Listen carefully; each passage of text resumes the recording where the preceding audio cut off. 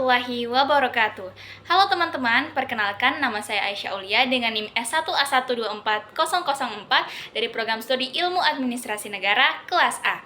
Dan pada kesempatan kali ini saya akan membawakan materi seputar instruktur dan suprastruktur politik dengan mata kuliah pengantar ilmu politik dengan dosen pengampu Bapak Laude Abdul Musawir, SIP MSI. Selanjutnya, selamat menyaksikan.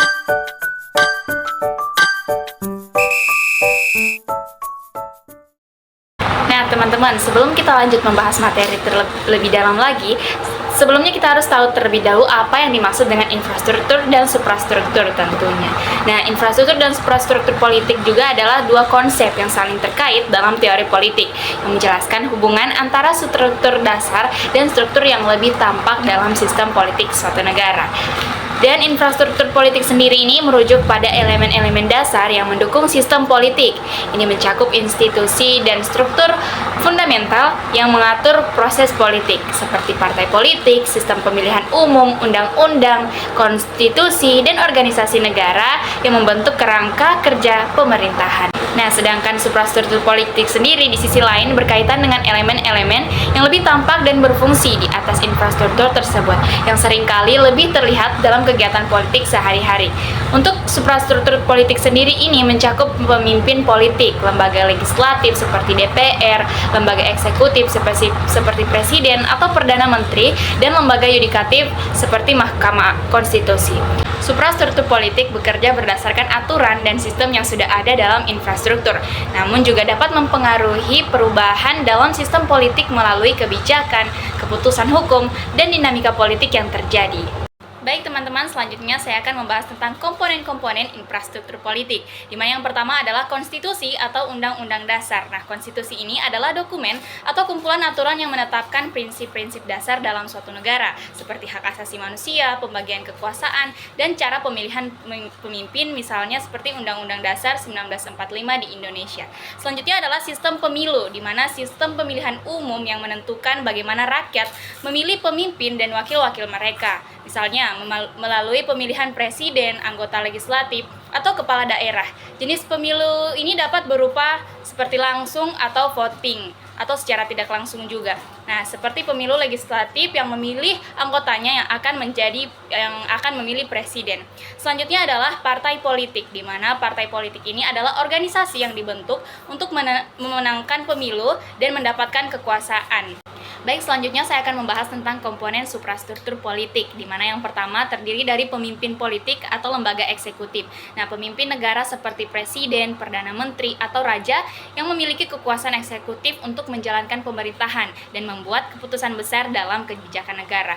Selanjutnya adalah lembaga legislatif. Ini terdiri seperti DPR atau parlemen. Nah, lembaga legislatif yang terdiri dari DPR atau Dewan Perwakilan Rakyat atau parlemen yang berfungsi membuat, mengubah, atau menghapus undang-undang serta mengawasi jalannya pemerintahan. Selanjutnya adalah lembaga yudikatif seperti pengadilan dan mahkamah. Nah, lembaga peradilan ini adalah lembaga yang melaksanakan tugas menegakkan hukum dan keadilan, seperti contohnya Mahkamah Konstitusi, Mahkamah Agung, dan pengadilan lainnya yang menguji kesesuaian tindakan pemerintah dengan hukum. Selanjutnya adalah birokrasi pemerintah, di mana aparatur negara atau pegawai pemerintah yang melaksanakan kebijakan dan keputusan yang dibuat oleh pemimpin politik. Ini juga termaksud seperti departemen, instansi pemerintahan, dan lembaga yang beroperasi di berbagai tingkat pemerintahan. Baik teman-teman, setelah membahas tentang komponennya, selanjutnya saya akan membahas tentang jenis-jenis infrastruktur politik dan suprastruktur politik, di mana ini mencakup sistem dasar yang mendukung pengaturan dan pengelolaan negara. Dan jenis-jenis ini meliputi yang pertama, sistem pemilihan dan partai politik. Sistem pemilihan sendiri ini adalah untuk mengatur cara rakyat memilih pemimpin dan mewakil rakyat seperti pemilu presiden, anggota legislatif, atau kepala daerah. Dan untuk partai politik sendiri ini adalah organisasi yang mencalonkan calon pemimpin dan berusaha memenangkan pemilu untuk mendapatkan kekuasaan.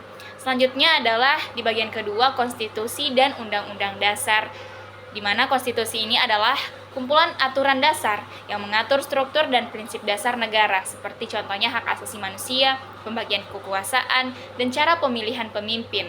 Bagian ketiga yaitu sistem hukum dan perundang-undangan, di mana sistem hukum ini mencakup berbagai hukum, peraturan, dan perundang-undangan yang digunakan untuk menjalankan negara dan mengatur perilaku warga negara, termasuk hukum pidana, hukum administrasi, dan hukum konstitusi.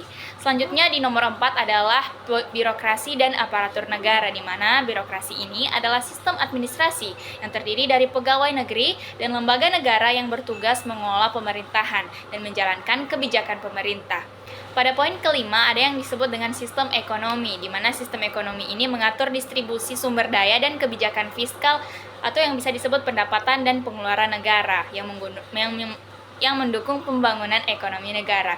Selanjutnya pada poin ke-6 adalah lembaga negara. Lembaga-lembaga negara adalah organisasi yang menjalankan fungsi pemerintahan seperti contohnya Dewan Perwakilan Rakyat atau DPR, lembaga pengawas, dan lembaga keuangan negara. Nah, sekarang kita beralih kepada jenis-jenis suprastruktur politik. Suprastruktur politik ini mengacu pada elemen-elemen yang berfungsi untuk menjalankan kebijakan serta keputusan berdasarkan infrastruktur yang ada. Jenis-jenisnya juga terbagi menjadi beberapa bagian, di mana yang pertama adalah eksekutif. Ini terdiri seperti presiden dan perdana menteri, yaitu sebagai kepala negara dan kepala pemerintahan yang bertanggung jawab untuk pelaksanaan kebijakan negara. Dan juga ada kementerian dan lembaga eksekutif yang membantu dalam pembuatan dan pelaksanaan kebijakan seperti Kementerian Dalam Negeri, Kementerian Keuangan, dan lainnya. Selanjutnya adalah lembaga legislatif atau parlemen, di mana Dewan Perwakilan Rakyat atau parlemen memiliki tugas utama untuk membuat undang-undang dan mengawasi jalannya pemerintahan. Selanjutnya adalah lembaga yudikatif atau lembaga peradilan. Ini terdiri dari Mahkamah Agung, Mahkamah Konstitusi, dan lembaga pengadilan lainnya yang berfungsi untuk menegakkan hukum dan mengawasi agar kebijakan pemerintah sesuai dengan hukum yang berlaku. Pada lembaga independen, di mana lembaga ini adalah lembaga pengawasan seperti contohnya Badan Pemeriksa Keuangan atau BPK, Komisi Pemberantasan Korupsi atau KPK, dan yang memiliki peran dalam pengawasan dan memastikan bahwa pemerintahan berjalan sesuai dengan aturan. Setelah membahas definisi, komponen, serta jenis-jenis infrastruktur serta suprastruktur politik, selanjutnya saya akan membahas tentang hubungan antara infrastruktur dan suprastruktur politik. Nah, infrastruktur politik ini dan suprastruktur politik memiliki hubungan yang erat dan saling mempengaruhi. Infrastruktur politik menyediakan saluran bagi masyarakat untuk berpartisipasi dalam politik, menyuarakan kepentingan mereka, dan memilih pemimpin yang akan mengatur negara. Tanpa adanya infrastruktur politik yang kuat dan partisipatif, suprastruktur politik akan sangat kesulitan dalam menciptakan kebijakan yang mencerminkan kebutuhan masyarakat. Sementara itu, suprastruktur politik memberikan struktur formal yang mengatur dan menegakkan kebijakan yang dihasilkan oleh proses politik. Suprastruktur ini memastikan bahwa kebijakan yang diambil sesuai dengan hukum, konstitusi, dan sistem pemerintahan yang berlaku. Dengan kata lain, suprastruktur menciptakan kerangka hukum dan kelembagaan yang memastikan bahwa proses politik yang dilakukan di tingkat infrastruktur politik dapat berjalan dengan terorganisir dan sesuai dengan norma yang ada. Secara keseluruhan, infrastruktur politik dan suprastruktur politik adalah dua konsep yang saling melengkapi dalam kehidupan politik suatu negara. Infrastruktur politik berfokus pada elemen-elemen dasar yang mengukur partisipasi rakyat serta partai politik, kelompok kepentingan, dan masyarakat sipil. Sementara itu, suprastruktur politik berkaitan dengan lembaga-lembaga negara yang mengatur dan menjalankan kekuasaan politik seperti pemerintahan, legislatif, yudikatif, dan birokrasi. Kedua unsur ini bekerja sama untuk menciptakan sistem politik yang efektif, demokratis, dan responsif terhadap kebutuhan rakyat. Baik teman-teman, demikianlah materi yang telah saya bawakan seputar infrastruktur dan suprastruktur politik. Semoga apa yang saya sampaikan bisa bermanfaat dan menjadi ilmu baru bagi kita semua. Akhirul kalam, saya akhiri. Wabillahi taufiq wal hidayah. Wassalamualaikum warahmatullahi wabarakatuh.